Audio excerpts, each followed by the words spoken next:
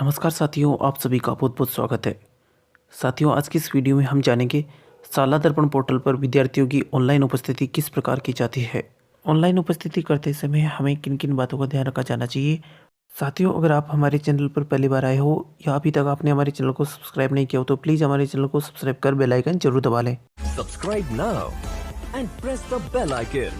Never miss an update.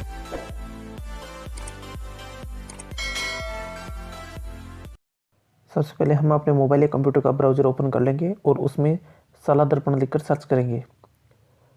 हमारे सामने सबसे ऊपर वाली वेबसाइट पर हम जैसे ही क्लिक करते हैं तो हमारे सामने शाला दर्पण की वेबसाइट कुछ इस प्रकार से सामने आती है, जहां पर ऊपर दिए गए लॉगिन बटन पर हमें क्लिक करना है। जैसे ही हम लॉगिन बटन पर क्लिक करते हैं तो कुछ इस प्रकार से शाला दर्पण का लॉगिन पेज हमारे सामने आ जाता है। यहाँ पर हमें अपने विद्यालय के लॉगिन आईडी और पासवर्ड एंटर कर देने हैं और नीचे दिए गए कैप्चा भरने के बाद दिए गए लॉगिन बटन पर हमें क्लिक करना है। जैसे ही हम लॉगिन बटन पर क्लिक करते हैं तो कुछ इस प्रकार से हम शाला दर्पण की वेबसाइट पर लॉगिन हो जाते हैं। इसके बाद बाईं तरफ दिए गई 3 लाइनों पर हमें क्लिक करना है। क्लिक करने के बाद में हमारे सामने कुछ इस प्रकार के ऑप्शन आ जाते हैं, जहाँ पर हमें विद्यार्थी वाले टैब पर क्लिक करना है।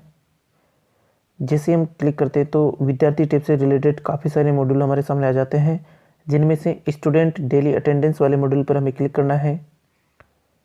जैसे ही हम इस मॉड्यूल पर क्लिक करते हैं तो स्टूडेंट डेली अटेंडेंस वाला पेज हमारे सामने कुछ इस प्रकार से आ जाता है।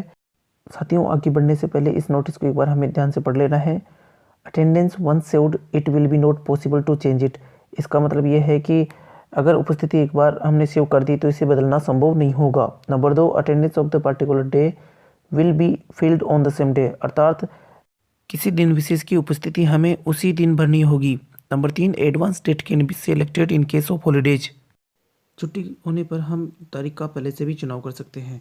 इसके बाद नीचे टुडे इज़ वर्किंग डे, अगर वर्किंग डे है तो यस पर हमें क्लिक करना है और जैसे ही हम यस पर क्लिक करते हैं तो ये पेज कुछ इस प्रकार से हमारे सामने आगे प्रोसेस होकर इस प्रकार से ओपन होता है। यहाँ पर देखिए हमारे सामने जो क्लास शो हो जाती है और उसके बाद क्लास वाइज जो नामांकन है बॉयज़ गर्ल्स का अलग अलग और टोटल ये शो हो जाता है। इसके आगे वाले कॉलम के अंदर हमें ठीक इसी प्रकार से उपस्थिति दर्ज करनी है।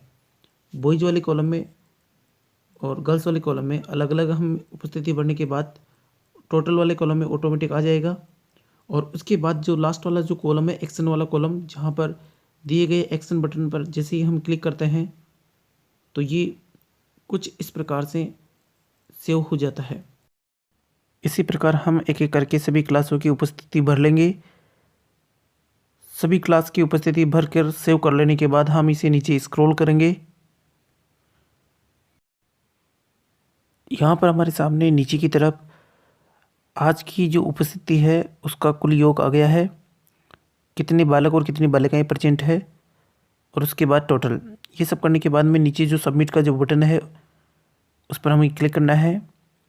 जैसे ही हम सबमिट वाले बटन पर क्लिक करते हैं तो कुछ इस प्रकार का एक पॉपअप मैसेज शो होता है, are you sure you want to submit, after submit attendance will not possible to change it.